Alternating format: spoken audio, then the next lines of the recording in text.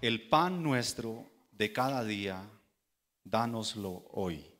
El pan nuestro de cada día, dánoslo hoy. Oremos. Amado Señor, gracias por tu palabra santa, por tu evangelio, al cual vamos a ser expuestos en este momento. Pero yo soy un hombre débil, inclinado al mal, un hombre que peca diariamente, continuamente, y por lo tanto continuamente debo estar arrodillado ante la cruz.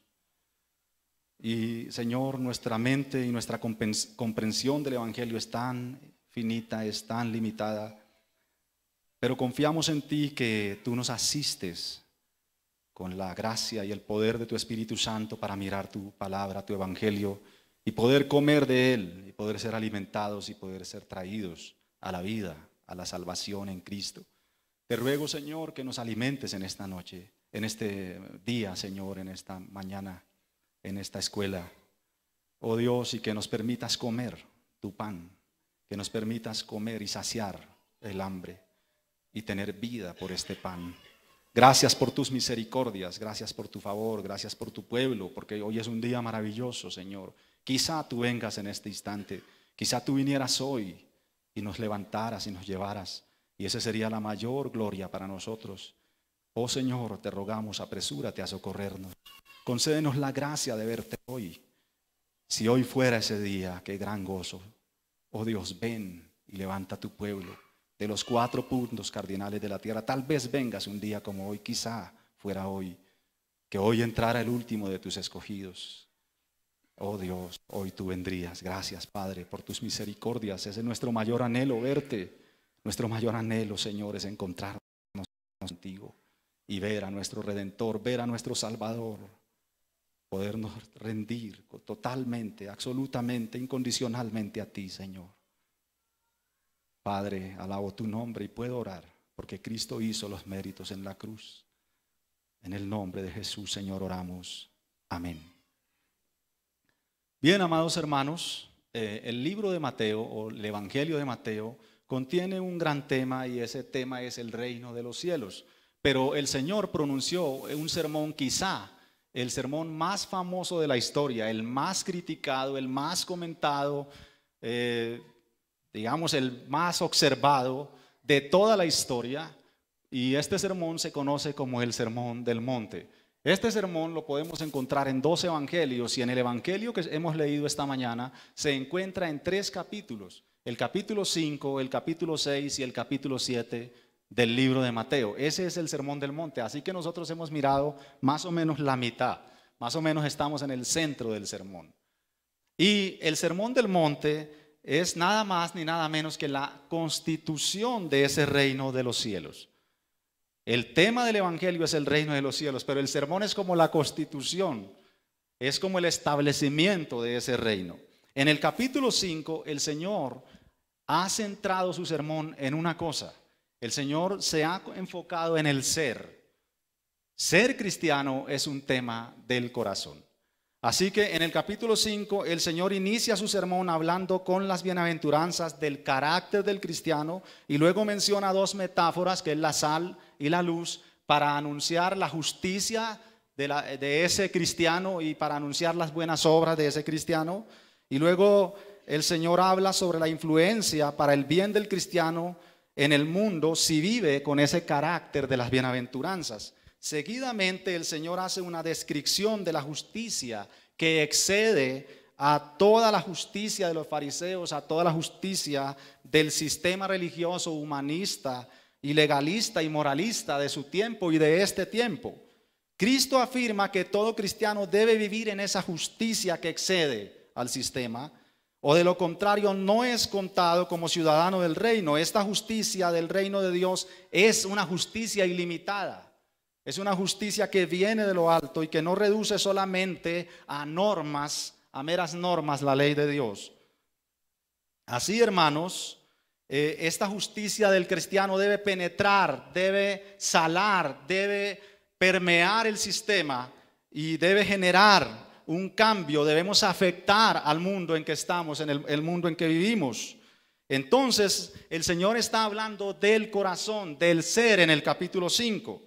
Sin embargo, en el capítulo 6 el Señor cambia su enfoque Noten cómo comienza el capítulo 6. El capítulo 6 va a hablarnos de la práctica, de la praxis del creyente. El capítulo 6 comienza diciendo: guárdense de hacer vuestra propia justicia para ser vistos de los hombres. Guárdense de hacer. La palabra clave en ese capítulo es hacer. La palabra clave del capítulo 5 es ser. No se puede ser auténtico. No se puede hacer las cosas auténticamente si no se es. Así que el Señor en el capítulo 5 ha enfocado su sermón en el ser, y en el capítulo 6 enfoca su sermón en el hacer. Y el versículo 1 comienza diciendo: guárdense de hacer. El tema que hay del versículo 2 al versículo 18 del capítulo 6 es la autenticidad de los actos humanos. Y el Señor va a tomar en ese capítulo 3 ejemplos, sin los cuales, 3 elementos, sin los cuales un judío no podía ser judío, no se podía concebir un judío de esa manera. Es decir, todo que fuera un auténtico israelita debería hacer estas 3 cosas. Y la primera de ellas es las buenas obras o el dar limosnas. Y la segunda de ellas es la oración. Y la tercera de ellas es el ayuno. Sin esas 3 cosas un judío no podía ser judío. Así que el Señor ataca el mismo corazón del legalismo, el mismo corazón del judaísmo. Y el Señor dice: guárdense de hacer estas cosas como ellos las hacen.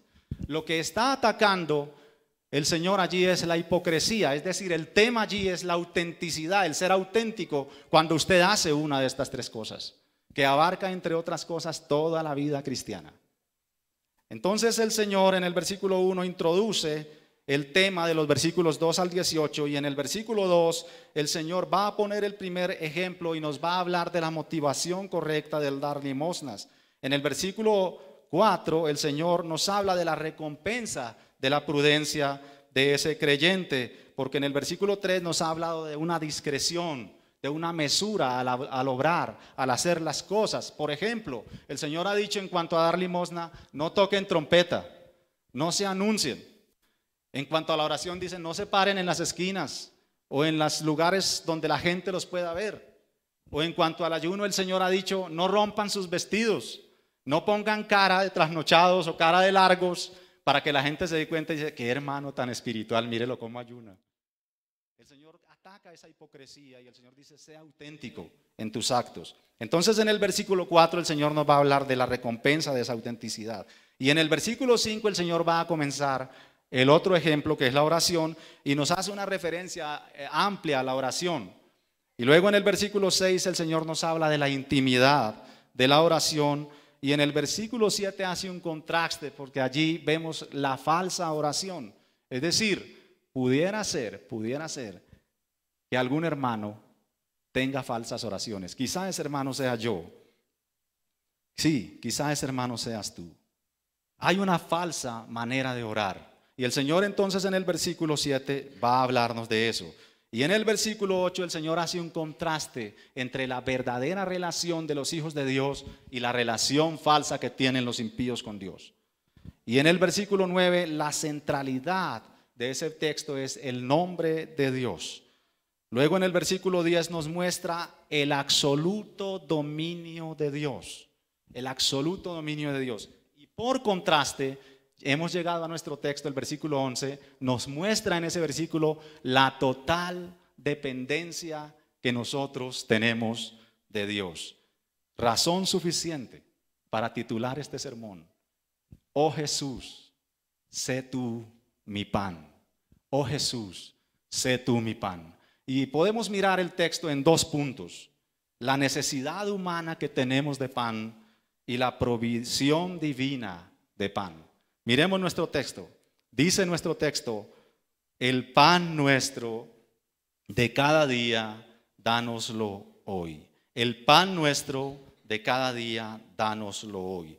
Allí podemos ver la necesidad humana de pan y la provisión divina de pan. Vamos a mirar nuestro primer punto: la necesidad humana de pan.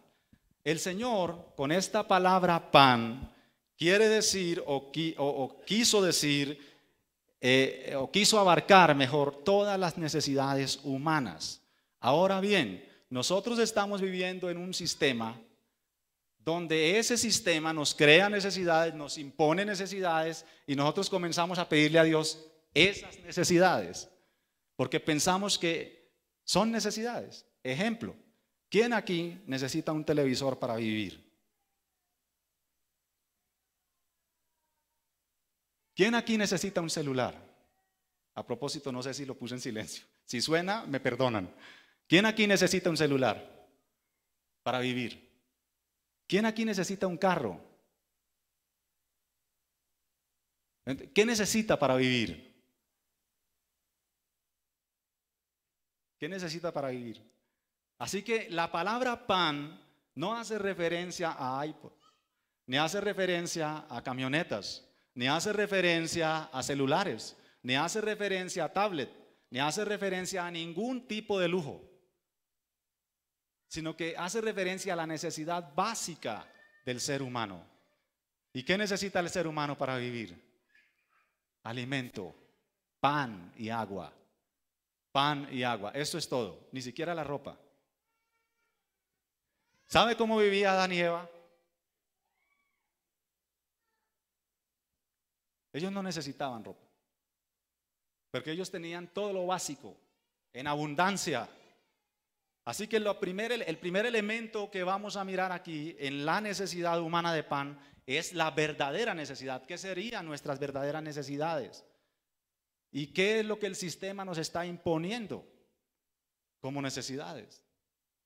Sobre pretexto de éxito, de que tú te lo mereces. A la verdad, hay algo que nosotros merecemos. Alguno pudiera decirlo aquí.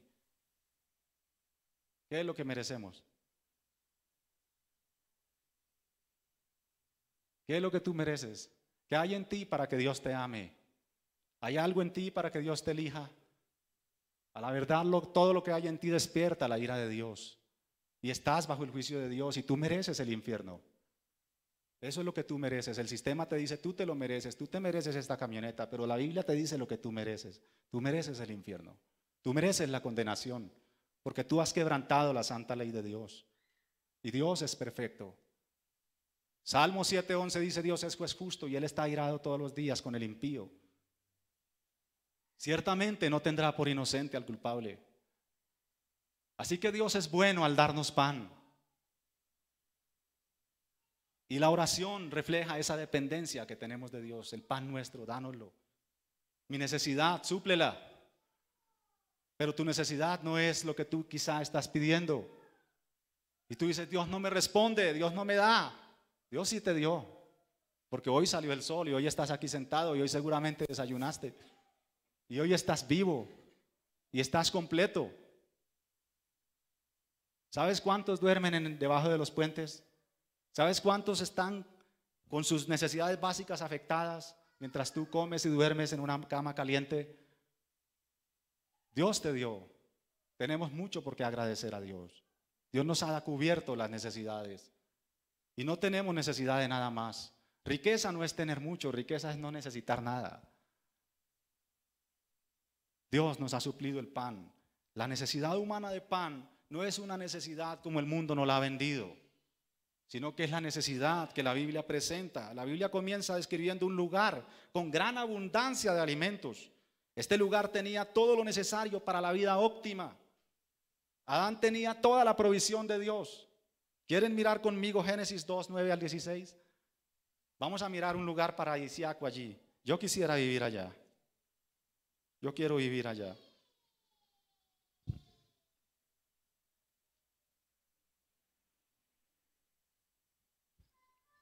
Dos 9-16. Y Jehová Dios hizo nacer de la tierra todo árbol delicioso a la vista y bueno para comer, también el árbol de vida en medio del huerto y el árbol de la ciencia del bien y del mal. Y salía de Edén un río para regar el huerto y de allí se repartía en 4 brazos. El nombre de uno era Pisón. Este es el que rodea toda la tierra de Ávila, donde hay oro. Y el oro de aquella tierra es bueno. Hay allí también bedelio y ónice. El nombre del segundo río es Gihón. Este es el que rodea toda la tierra de Cush. Y el nombre del tercer río es Hidekel. Este es el que va al oriente y a Siria. Y el cuarto río es el Éufrates. Tomó pues Jehová Dios al hombre y lo puso en el huerto de Edén para que lo labrara y lo guardase. Y mandó Jehová Dios al hombre diciendo: de todo árbol bueno, de todo árbol del huerto podrás comer. Adán, un hombre que comió alimento puro y sin transgénicos, un hombre que bebió agua pura, sin contaminantes y sin fumigantes. Dios lo puso en el lugar óptimo, en el lugar preciso. El clima era perfecto. Adán nunca sintió frío antes de la caída, ni nunca sintió calor, nunca lo fatigó el sol. Adán tenía libre albedrío perfecto para decidir no pecar, porque estaba puesto en un lugar paradisiaco. Cristo, con su libre albedrío también, estaba en un desierto, pero Adán decidió pecar, Cristo decidió no pecar. Así que allí tenemos entonces, hermanos, una descripción de un lugar paradisiaco y una descripción del pan, de la necesidad básica del hombre cubierta. Adán no tenía televisores, no tenía carros, no tenía ninguna clase de tecnología, no tenía ropa.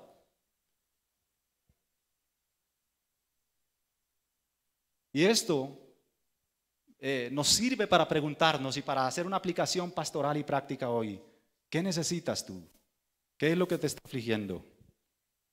Anoche estaba predicando en un matrimonio. Ya es mi primera predicación como pastor en un matrimonio. Y yo le decía a la gente que estaba allí que uno no se casaba para ser feliz, ni para suplir necesidades. Que esa era la mentira que nos habían vendido. El ser humano no fue creado para ser feliz. El ser humano fue creado para la gloria de Dios. La felicidad es una consecuencia lógica de estar en el reino de Dios, en la perfecta voluntad de Dios. Pero a la verdad nosotros tendremos muchas aflicciones porque continuamente quebrantamos la santa ley de Dios. Pero si viviéramos en la perfecta ley de Dios, seríamos librados. Y a la verdad seremos librados. Allí el gozo será inefable y las leves tribulaciones no son nada comparables con la gloria venidera que nos espera, hermanos. Por eso cuando uno dice, oremos para que Cristo venga, unos lloran y otros se alegran. Pero a la verdad el verdadero creyente anhela continuamente que Cristo venga ya, porque allí se acabará todo. Quizá el hermano Andrés no alcance a casarse porque quizá Cristo venga en el 2016. Qué cuento de matrimonio, ¿no? Pero allí estará en una boda tremenda, hermanos. Quizá usted no logre ver a su hijo que quiere ver este año, que está en otro país o que está en otro lado, o quizá no logre ese propósito, ese sueño, ese anhelo que tiene, porque hay un anhelo que supera todos los anhelos en el creyente. Cara a cara espero verle, en presencia estar de Cristo. Oh, qué gozo. ¿Qué será? Cuando estemos allí en su presencia, este es el verdadero anhelo del creyente. Así que no hay nada. ¿Saben lo que dijo el salmista con respecto a esto? El hombre estaba angustiado. El hombre estaba preocupado porque el malo progresaba. Salmo 73. Y él decía, pero ¿por qué el malo progresa? Porque ellos están gordos y se les saltan los ojos de la gordura. Y todo lo que lo desean, todo lo que desean lo logran con creces. No hay aflicción en ellos. Parece que la maldad premiara. Ellos andan en camionetas, son los dueños del mundo. Y el salmista estaba muy afligido por eso. Y él dijo, voy a intentar dejar a Cristo, voy a intentar de irme de la iglesia. Y él dice, en cuanto a mí, casi se resbalaron mis pasos.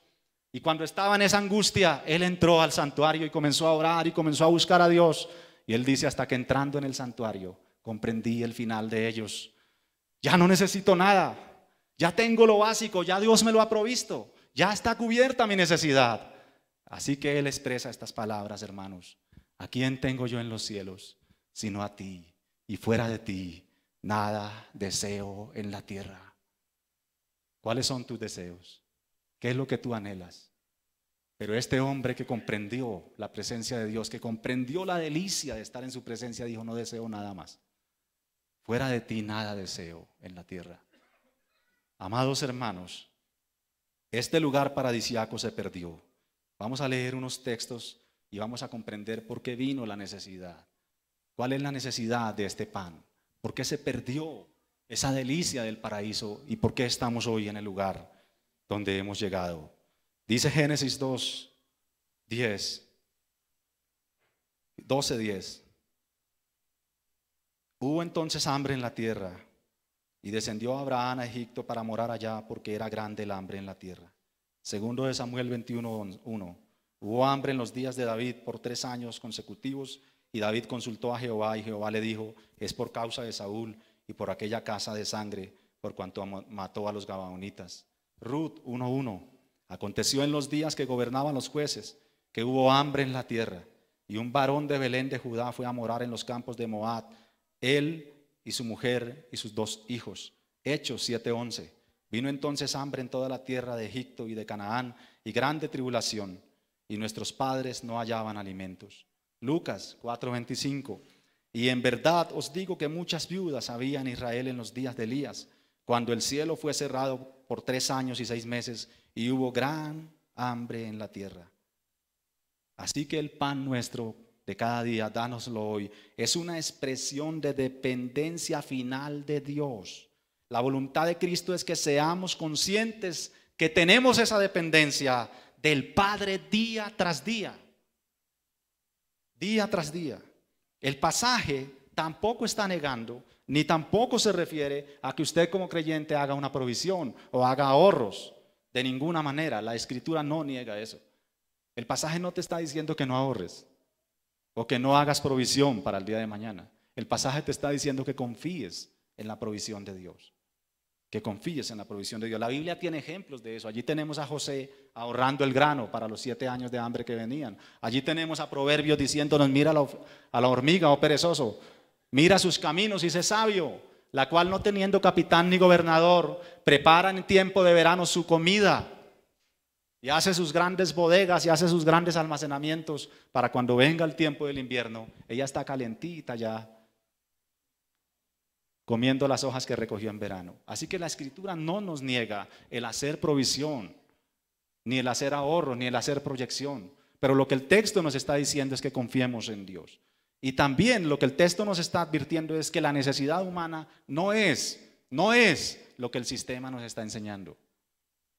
Usted no tiene necesidad de nada de eso, hermano. Eso no son necesidades. Quizás sean herramientas útiles. Quizás este micrófono es una herramienta muy útil porque yo estaría entonces gritando. Pero no tengo necesidad. Si no existe el micrófono, seguiría predicando. Nada de lo que usted ve es necesario, nada. Este piano no es necesario. Usted puede adorar a Dios. Nada. El pan nuestro de cada día es otra cosa. No es lo que el sistema nos dice. Así, hermanos, vamos a mirar nuestro segundo punto, la provisión divina de pan. Miremos nuestro texto. Dice nuestro texto: el pan nuestro de cada día, dánoslo hoy. ¿Notan ustedes allí en esa oración de dependencia absoluta del Padre cómo Dios es providente? Lo que el texto nos muestra maravillosamente es a un Dios que provee la provisión divina del pan. La expresión, el pan nuestro de cada día, dánoslo hoy, derriba, destruye toda arrogancia humana, todo orgullo humano. Porque inmediatamente la persona que está orando eso se coloca en una posición de dependencia absoluta de Dios, sin importar su condición humana. Amados hermanos, una persona puede ser multimillonaria y puede tener muchas posesiones, pero en el tiempo del hambre no puede comerse una lata de su avión, ni puede comer una llanta de su helicóptero, ni puede comerse una parte de su barco, ni puede comerse un ladrillo de su casa, ni puede hacer un fajo de billetes y comérselo. ¿Saben quién es el que hace producir la semilla? ¿Quién es el que hace germinar la tierra? ¿Quién es el que da la lluvia a su tiempo? Tú no puedes comerte nada de lo que tienes en la casa. Bueno, si es comida, sí. El resto no. Tú no puedes comerte ninguno de tus lujos. Ninguno de tus lujos saciará tu necesidad. Ninguno. Ninguno. Amados hermanos, ninguno. Así que ¿por qué el mundo está afanado por esto? Quizá, no quiero darle un tinte político a esto, pero quizá el capitalismo dijo: El hombre será más feliz si le damos cosas. Entonces démosle planchas, licuadoras, lavadoras, neveras, televisores y todo lo que nos han dado. Entonces el socialismo dijo, no, quizás si la repartimos mejor. Pero no, históricamente hemos visto que no lo han repartido muy bien. ¿Sí? Pero tú no necesitas nada de eso. Con capitalismo, con socialismo, sin nada de eso, el creyente es feliz. El creyente está pleno. El creyente no desea nada. Porque el creyente dice, ¿a quién tengo yo en los cielos sino a ti? Y fuera de ti nada deseo en la tierra. Y allí entonces encontramos, hermanos amados, que Dios es providente con sus hijos. Así que esta expresión derriba el orgullo humano y refleja una humildad en el Hijo de Dios, una dependencia en el Padre eterno que provee a pesar de nuestro pecado. A pesar de nuestro pecado. ¿Alguien aquí pecó hoy? ¿Alguien aquí no pecó hoy? La mentira también es pecado, ¿no? La hipocresía también es pecado. A pesar de tus pecados, porque tú eres pecador, Dios te ha provisto. Si alguno dice que no tiene pecado, es mentiroso. Y la verdad de Dios no está en él. ¿Alguien se atrevería? ¿Comiste hoy? A pesar de tu pecado, Dios te dio pan. A pesar de tu pecado, a pesar de tu infidelidad, Él permanece fiel. Por eso es mentira lo que nos dicen, que el agua se va a acabar, que el oxígeno se va a acabar, que la tierra se está acabando. Eso es mentira. Dios ha dicho que no. Isaías dice claramente que no. Que mientras la tierra dure, Él dará la lluvia. Él hará germinar la tierra. ¿En quién confía? Yo confío en lo que dice Dios. La tierra siempre va a producir, el agua no se va a acabar. Quizá hay que crear esas verdades para cobrarla más caro, pero no se va a acabar. El agua siempre estará, porque Dios la creó, el agua es de Dios. Así que, amados hermanos, Dios ha provisto. Él es el maná. En Éxodo 16, 1 al 4 nos habla de eso. Ellos se rebelaron, ellos murmuraron. Pero Dios nos sacó a este desierto a morirnos de hambre. Anhelamos la cebolla y los ajos de nuestra esclavitud. Anhelamos nuestras cadenas. Esas holladas de carne que nos comíamos. Oigan. Y Dios en su gran misericordia, en su gran bondad, en su gracia infinita, provee maná. A pesar de tu pecado, Él es providente. Vamos a leer unos textos y miremos la providencia de Dios. Salmo 65, 9 al 13. Visitas la tierra y la riegas. En gran manera la enriqueces con el río de Dios lleno de aguas. Preparas el grano de ellos. Cuando así la dispones. Haces que se empapen sus surcos. Haces descender sus canales. La ablandas como lluvias. Bendices sus renuevos. Tú coronas el año con tus bienes. Y tus nubes destilan grosura, destilan sobre los pastizales del desierto, y los collados se ciñen de alegría. Se visten las manadas, de manadas los llanos, y los valles se cubren de grano. Dan voces de júbilo y aún cantan. Salmo 145, 16. Abres tu mano y colmas de bendición a todo ser viviente. Salmo 104, 27 al 28. Todos ellos esperan en ti, para que les des su comida a su tiempo. Les das, recogen, abren su mano, se sacian de bien. Mateo 6, 26. Mirad las aves del cielo, que no siembran, ni ciegan, ni recogen en graneros, y vuestro Padre Celestial las alimenta. ¿No valéis vosotros mucho más que ellas? ¿Vieron a un Dios providente allí? ¿Vieron que Dios sí provee pan? ¿Saben lo que este texto va a decir después? ¿Saben lo que sigue después del versículo 11? Alguno dirá el versículo 12. Y sí, sigue ese. Pero yo quiero llevarlo más adelantico, hasta el 19. Y el Señor le va a decir, mire, no ponga su corazón en la riqueza. No ponga sus ojos en el dinero. No pueden servir a dos dioses. Tu corazón ¿Está en Cristo o está en tus tesoros? Si tú haces tesoros en el cielo, allí estará tu corazón. Porque donde está el tesoro del hombre, allí está su corazón. ¿Saben lo que va a decir más adelante? No os afanéis por el día de mañana, porque cada día trae su propio afán. ¿Cuál es tu afán? ¿El 19%? Ahora sí estamos igual que antes, porque Dios sigue siendo nuestro Dios. Y Él es providente. Nosotros no dependemos, aunque sí, de circunstancias, pero esas circunstancias las crea Dios. Amados hermanos, el mundo no está al revés, el mundo está al derecho. El mundo sigue su curso tal cual Dios lo planeó. Las cosas están sucediendo tal cual Dios las planeó. A Dios no se le ha escapado nada de las manos. El mundo está como debe estar y llegará a su colmo la maldad, porque Dios así lo decretó, para manifestar su ira y su poder, y en los de la gracia manifestará su gracia, su bondad y su misericordia y su gran amor con que nos ha amado. El que ha sido amado por Dios ha sido amado eternamente, desde antes de la fundación del mundo. Primera de Pedro 1:20 dice que Cristo fue destinado desde antes de poner los fundamentos de la tierra para morir en la cruz, para salvar un pueblo que salvó para sí. Los amados de Cristo, los salvados de Dios, son salvos eternamente. Y es el decreto eterno de Dios. Es lo que Dios decretó. Algunos pretenden decretar, pero esos pedacitos de barro no cambiarán el decreto eterno de Dios. No importa lo que sus bocas alocadas digan. La palabra de Dios dice: yo hablé y lo haré. Yo he dicho y no me detendré. Isaías dice claramente que Dios decretó y así se hará.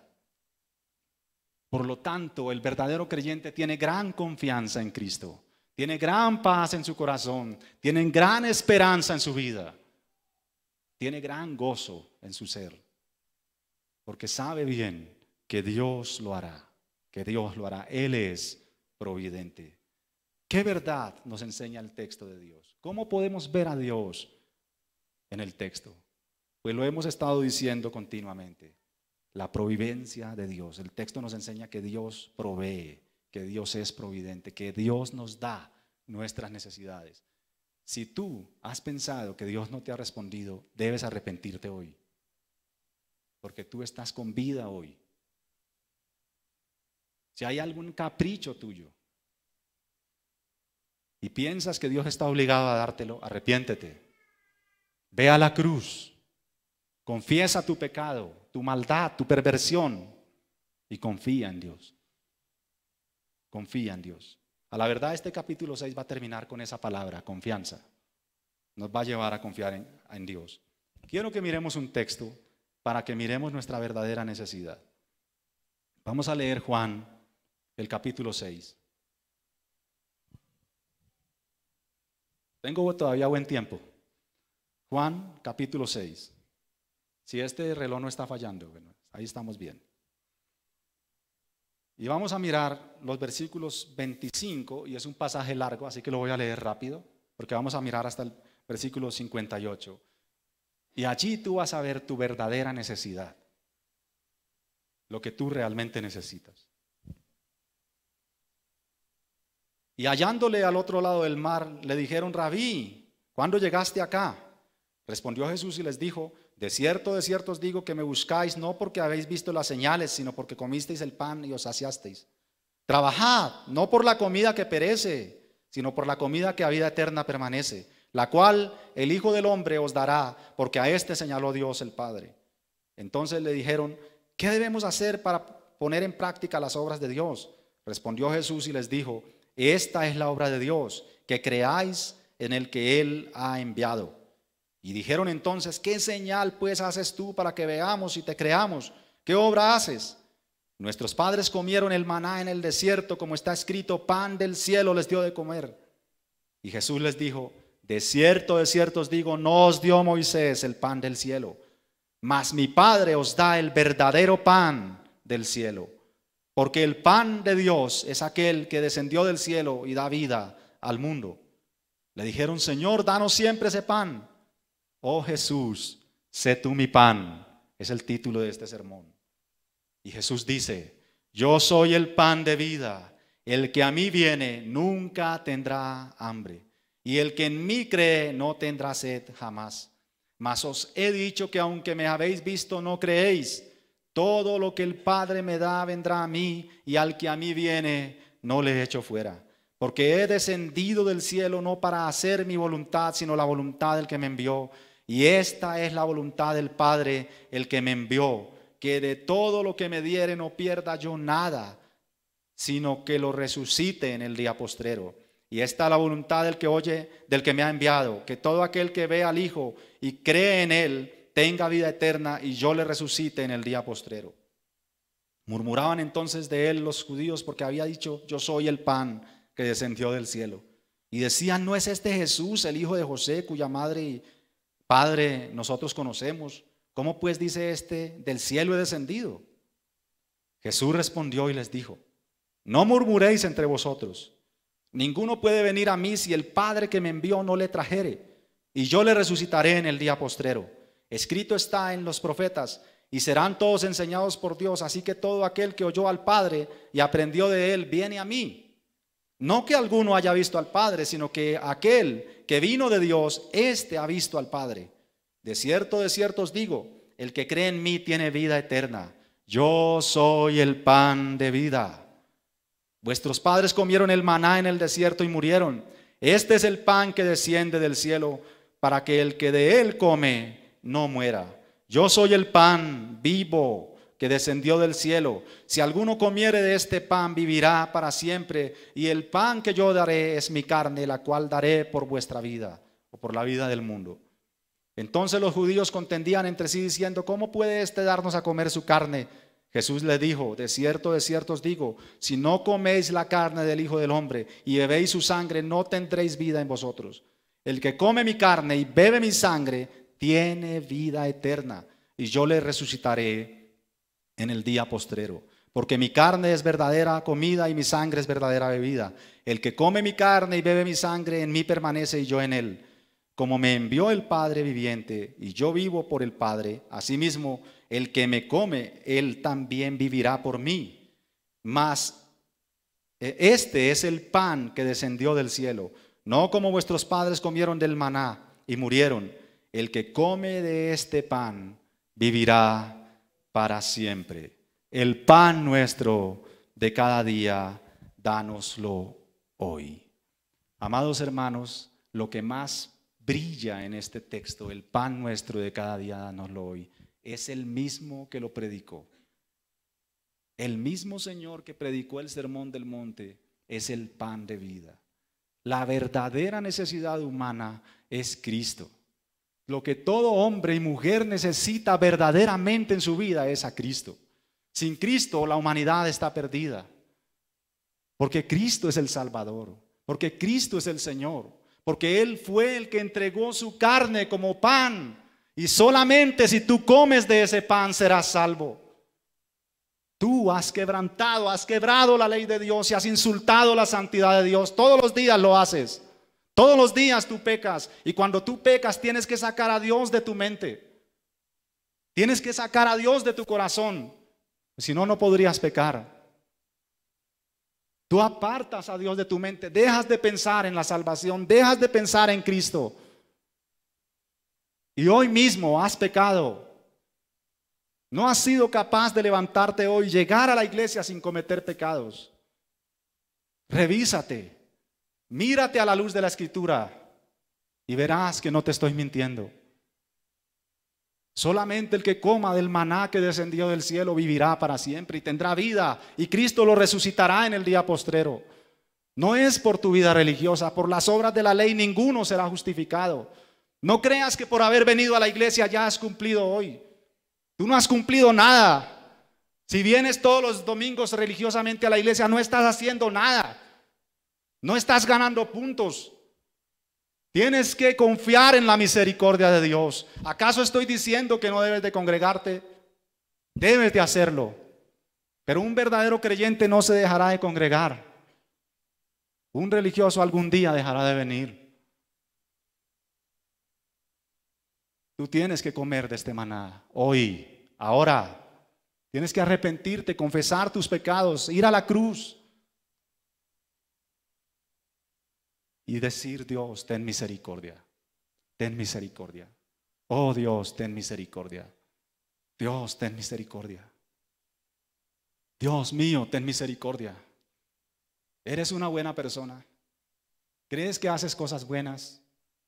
¿Crees que hacer cosas buenas te hace bueno? Cristo dijo: si vosotros siendo malos hacen cosas buenas, hacer cosas buenas no te hace bueno. ¿Acaso te habían desafiado así? Debes comer de Cristo hoy, porque el justo es Él. Dios ama a los justos. ¿Aquí hay alguno justo? ¿Tú eres justo? ¿Tú eres justo? Dios ama a los justos, pero ¿tú eres justo? ¿Puedes pararte delante de Dios y justificarte delante de Él? ¿Quién es el justo? Cristo es el justo. Dios ama a Cristo y Dios ama a los que estén en Cristo, a los que coman de Cristo, a los que coman su pan. Ellos serán amados, ellos serán salvados, ellos serán resucitados en el día postrero. Tú debes correr hoy a la cruz. Escúchame bien, pecador. Dios te manda que te arrepientas hoy. Dios te manda que comas tu pan, que comas el pan de vida que descendió del cielo hoy. Debes correr hoy a la cruz. Debes confesar tus pecados. Debes arrepentirte hoy, ahora. Porque pronto será tarde. El hacha ya está puesta a la raíz de todo árbol que no da buen fruto. Y será cortado y echado al fuego. No creas que tu religión te va a salvar. No te creas muy cristiano. Arrepiéntete. Quizá eres un cristiano intelectual, un cristiano religioso. Quizá el peor engaño que pueda tener una persona es pensar que es cristiano. Debes comer de Cristo hoy. Hoy, ahora. Vamos a orar. Amado Señor, gracias. Tu Evangelio Santo nos ha confrontado de una manera poderosa hoy, Señor. Yo como ellos soy inclinado al mal y peco, Señor. Todos los días, constantemente. Quebranto tu ley. No puedo, Señor. Así que solamente esperamos en tu misericordia y en tu gracia. Porque ¿quién podrá justificarse delante de Dios? ¿Quién podrá, por las obras de la ley, llegar a tu presencia y decir: yo soy justo? Mas el justo por la fe vivirá. Y es por la fe en Cristo. Justificados pues por la fe tenemos paz para con Dios. Cristo es el justo. Tú amas al justo y Cristo es el justo. Tú amas a Cristo y a los que son de la fe. A los que han nacido en Cristo, a los que han comido este pan, Señor. Concédenos la gracia de comer tu pan. Danos vida. Concédenos la gracia de ver la realidad, la gravedad del pecado, Señor. Dios mío, concédenos la gracia de arrepentirnos, de vivir por la fe en Cristo, de no pensar que mis obras y mis actos son mucha cosa. En realidad muchas veces es solo hipocresía. Lo que tú atacaste, Señor, en el mismo capítulo que hemos leído hoy. Solo es mostrarse, solo es para que la gente me vea y ellos ya tienen su recompensa. Han recibido el aplauso de la gente, el espaldarazo, han recibido la felicitación, pero han perdido la recompensa eterna. Oh Señor, nos humillamos en tu presencia y reconocemos tu gracia. Ayúdanos a contemplar la belleza de tu santidad. Sométenos, Señor, a tu evangelio. Produce en nosotros el querer como el hacer por tu buena voluntad, Padre. Concédenos un arrepentimiento genuino. Concédenos fe. Concédenos la vida piadosa que tú demandas. Concédenos la vida santa que tú demandas, Señor. No porque por ella seamos salvos, sino porque ya somos salvos y anhelamos vivir en la santidad, Señor. Bendigo tu nombre santo y precioso. En Cristo Jesús, Señor nuestro. Amén.